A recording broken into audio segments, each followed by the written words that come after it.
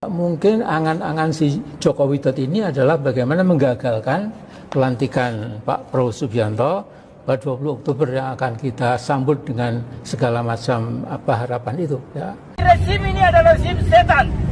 Ciri-ciri setan yang pertama adalah penipu. Jadi ini adalah rezim setan. Kalau Anies itu ingin menjadi kepala, apalagi menjadi pemimpin levelnya tinggi, Anies itu tidak menggebrak.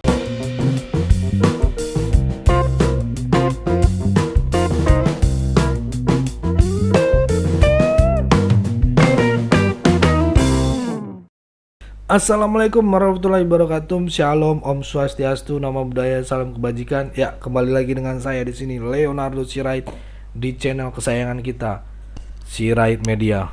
Oke teman-teman, buat teman-teman yang baru kenal saya, jangan lupa klik tombol subscribe di channel Sirait Media ini. Dukung channel ini agar sampai 1 juta subscriber teman-teman, biar kita terus menyuarakan suara rakyat, ya, rakyat jelata seperti saya ini ya teman-teman ya.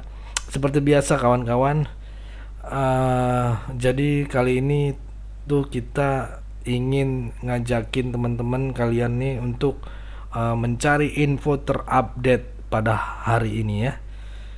Di sini dia ada yang mengatain Pak Jokowi gitu ya, ngata-ngatai gitu ya Pak Jokowi ya, rejim setan lah katanya gitu ya. Ini adalah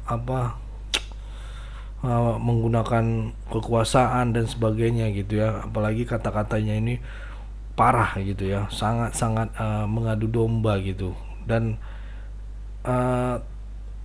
ngeri lah gitu. Kita takut dengarnya teman-teman ya. Sekarang ini satu persatu pembenci Pak Jokowi pindah alam. Menurut saya gitu ya teman-teman. Setuju gak kalian dibilang pindah alam? Teman-teman ya. Ya, kayak kemarin-kemarin ya, yang pembenci Jokowi sudah dipanggil sama yang maha kuasa ya.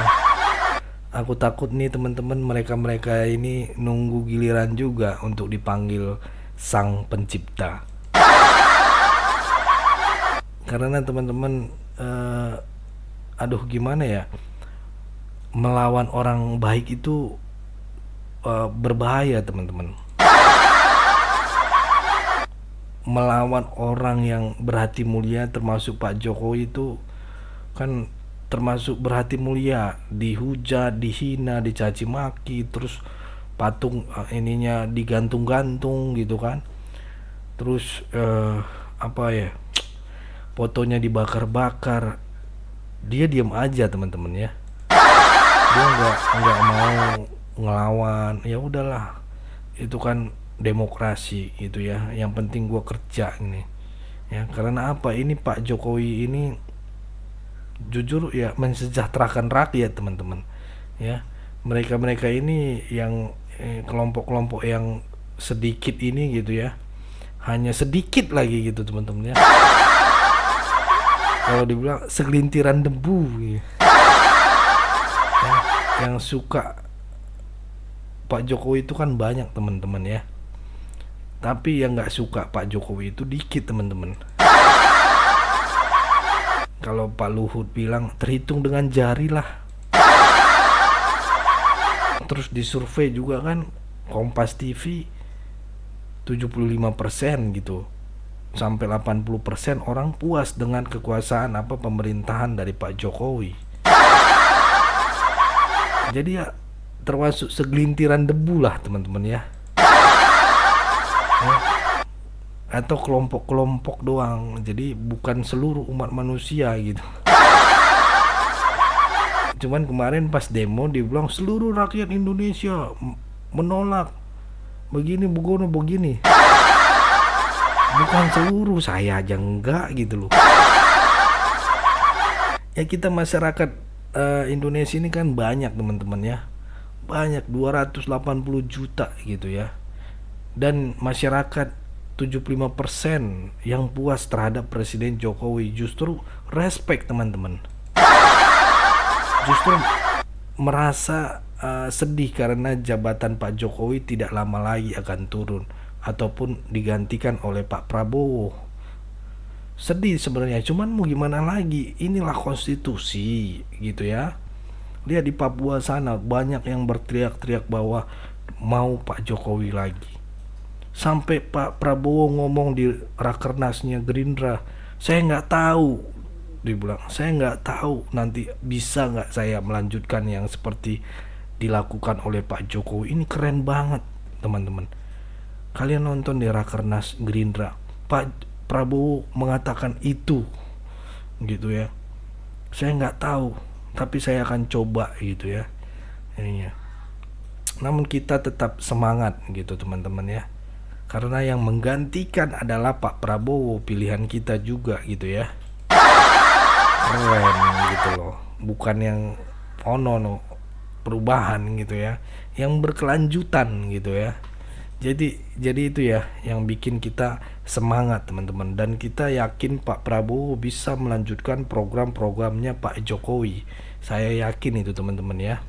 Walaupun kita sedih tetapi kita bahagia Pak Prabowo akan dilantik bulan depan teman-teman. Ini nggak ada tepuk tangannya sih, jadi ginilah teman ya. Itu ya teman-teman. Dan ini yang berkuar-kuar ini hanya bagian yang sedikit menurut saya teman-teman. Dan hanya di media sosial beraninya teman-teman. Itu memang di media sosial yang beraninya berkuar-kuar teman-teman. Bisa jadi itu cuman bot atau siluman teman-teman. Aku yakin anak-anak Abah malu lihat video ini teman-teman. Ya langsung aja kita simak video berikut ini teman-teman. Si tiran brengsek tadi, si tiran pekok, autokrat pendek akal dan despot terjali itu bisa-bisa pelantikan Pak Prabowo sebagai presiden elect menjadi gagal. Ini mungkin yang sedang diplotting oleh Joko Widodo itu ya. Dibuat suasana membingungkan, ada krisis konstitusional ya. Nah kemudian juga mungkin angan-angan si Joko Widodo ini adalah bagaimana menggagalkan pelantikan Pak Prabowo Subianto pada 20 Oktober yang akan kita sambut dengan segala macam harapan itu ya. Ini terpulang kepada kita, tapi saya sudah mencium bau busuk langkah jahat politik Jokowi itu ya.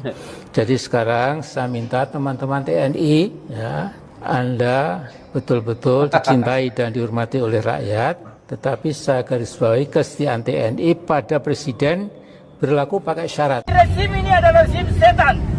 Ciri-ciri setan yang pertama adalah penipu. Ciri-ciri setan adalah yang pertama adalah penipu. Jokowi penipu atau tidak? Penipu. Ciri-ciri yang kedua adalah memutarbalikkan fakta.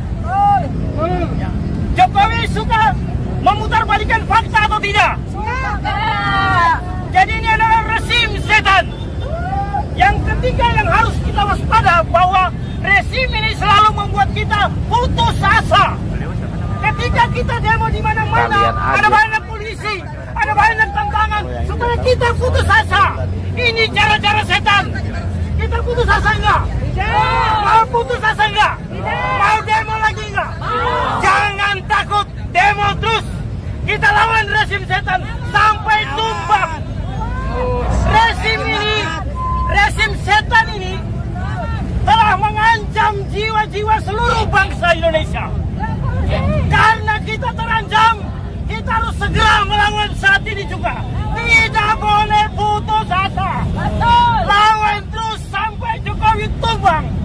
Ini rezim setan. Kita lawan rezim setan. Ya sekali lagi kita lawan rezim setan. 3P, penipu, memutar balik fakta, dan membuat kita putus asa. Jangan sampai putus asa. Lawan terus, lawan terus, lawan terus sampai tumbang, sampai tumbang. Gantung Jokowi, gantung Jokowi, gantung Jokowi.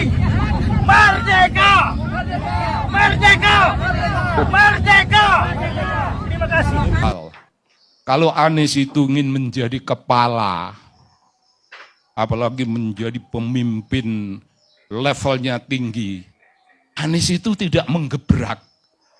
Anies itu tipologinya datar saja. Diserang aja dia cuma seringas-seringis. Tidak pernah ketika diserang itu, kau salah mengatakan tentang aku begini-begini. Tidak pernah ada. Dia nyeringas-nyeringis dan ingin menunjukkan jiwa besar. Oh, tidak berhasil. Tidak berhasil. Bung, saya menilai pembicaraan itu harus didasarkan pada apa yang objektif. Pembicaraan itu harus terdiri dari paparan-paparan akademik, objektivitas, tapi di atas objektivitas itu kita tidak pernah hanya berdiri pada objektivitas. At the end kita harus membuat satu penilaian. Anies kalau menjadi pemimpin, ya pemimpinnya datar. Pemimpin datar. Senyum, ya senyum. Kiri kanan senyum, kiri kanan senyum. Dia tidak punya watak menggebrak. Iya, iya. Dan dia mengatakan ingin menjadi tokoh perubahan. Ya nanti dulu. Bagi orang antropologi seperti saya, jangan ditipu. Saya mengerti. Perubahan itu adalah kodrat alam. Malam ini begini, malam besok tidak begini, itu sudah otomatis perubahan. Ya. Anies harus punya titik fokus. Perubahanmu dalam politik Indonesia itu apa? Nah. Katakan. Dia tidak pernah mengatakan. Ini ngawang-ngawang ya? Karena dia nggak bisa mau mengatakan apa. Politik Indonesia ini yang belak-belakan seperti ini, relasi-relasi antar partai yang begini, yang terang benderang seperti ini, mesti ada perubahan. Ya perubahannya itu apa? Iya. Fokusmu itu di mana? Ada titik fokus.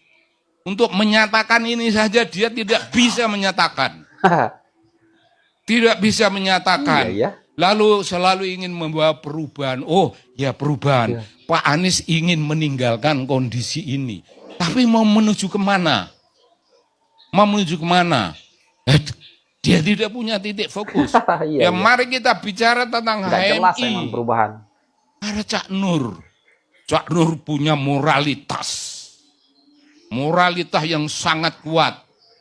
Punyakah Anies hal-hal seperti yang dimiliki oleh Cak Nur? Pernahkah Anies itu tampil dalam kepemimpinan pemikiran? Kepemimpinan dalam berpikir? Melebihi Cak Nur atau bahkan mendekati Cak Nur aja nggak usah melebihi. Pernahkah punya hal-hal semacam itu? Nilai-nilai dasar perjuangan. Kapan Anies ngomong tentang perjuangan? Oh iya ya. Kapan Anies ngomong tentang nilai-nilai dasar kepemimpinan? Bahwa pemimpin Indonesia mesti ini, mesti ini. Inilah perubahan. Oh, iya. Kapan dia ngomong seperti itu? Kalau Pak Prabowo Anies sering ngomong datar. Datar. Dikata-katain dia apa? Semua yang mengatain itu tidak ditanggapi. Apa sebabnya tidak ditanggapi? Apakah dia tidak mampu menanggapi? Apakah dia orang yang kesabarannya luar biasa, tidak punya batas? Ya kita tidak jelas. Ini calon pemimpin yang tidak jelas urusannya. Calon pemimpin tidak bagaimana jelas. Mau melawan orang-orang yang mestinya diberi jawaban. Kau jangan ngomong begitu. Aku ini begini, aku ini begini, aku ini begini. Inilah orang yang membawakan perubahan. Kalau orang yang ingin membawakan perubahan itu tidak pernah mengatakan apa yang dia mau. Apa yang dia mau diubah ya. Corak seperti apa. Pemimpin macam apa. Kepemimpinan mesti model kepemimpinan karismatik yang seperti apa. Semua orang masih punya ingatan. Oh masih punya idola. Dan idealisme mengenai pemimpin karismatik. Anies harus ngomong, oke, karismatik itu harus dibagi-bagi menjadi begini. Karismatik di zaman tahun 45 dan di masa-masa Orde Baru itu sudah lewat. Karisma di zaman ini mestinya ini. Punyakah dia hal-hal semacam itu? Ya dia tidak punya. Tapi mengomongkan perubahan. Ya perubahan mau kemana, Bung? Perubahan mau kemana, Bung? Jangan menipu orang-orang yang mengerti tentang perubahan. Bagi orang banyak, ya ayo berubah. Wah senang sekali, ya berubah, ayo berubah. Anak-anak Abah Berubah senang dari lah ya. Jokowi ke Prabowo. Prabowo perubahan kepada apa? Pertanyaan besar. Selalu menjadi pertanyaan malam ini. Apakah akan ada momentum yang memberi Anies sesuatu kesempatan tampil? Kalau Anies akan menjadi pemimpin ekstra parlementer, apa tandanya? Anies tidak bisa menggebrak, Bung. Anies tidak bisa punya satu strong point, menggenggam tangan seperti saya ini. Saya ingin begini. Iya. Saya tidak suka pada ini, dan saya tidak suka Prabowo pada ininya. Kalau Prabowo tidak begini, maka kapan Anies punya sesuatu Gebrakan lah ya. strong ambition untuk melakukan sesuatu newly invented leadership. Harus newly invented, tidak boleh yang old. A newly invented itu dia katakan, ini spesifik, ini pikiranku, pikiran Anies. Ya, memang ya. Punya dia itu. Punya pengalaman bacaan macam itu, tidak punya. Saya berani bertaruh. Nah, pertaruhan itu ditaruh dari mana, diambil dari mana. Dari pengalaman saya menjadi atasan dia dan dia menjadi bawahan saya. Dari karakter dia mengatakan sesuatu, termasuk ambisi besarnya. Ya mungkin tidak besar, cuman ambisi. Ketika dia jadi gubernur, dia punya catatan. Catatan saya ketika hak interpelasi atau hak rakyat untuk bertanya, itu tidak boleh bertanya. Itu seorang tokoh perubahan, tokoh modern yang ingin menunjukkan watak demokratik, pemimpin demokratik.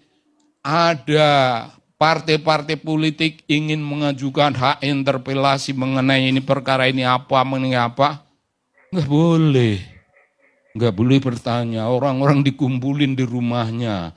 Itu Bung, itu ironi besar bagi orang seperti saya yang punya catatan tidak dengan tangan. Catatan itu dalam jiwa. Catatan jiwa tentang karakter manusia. Jadi saya agak belajarlah sedikitlah karakter manusia.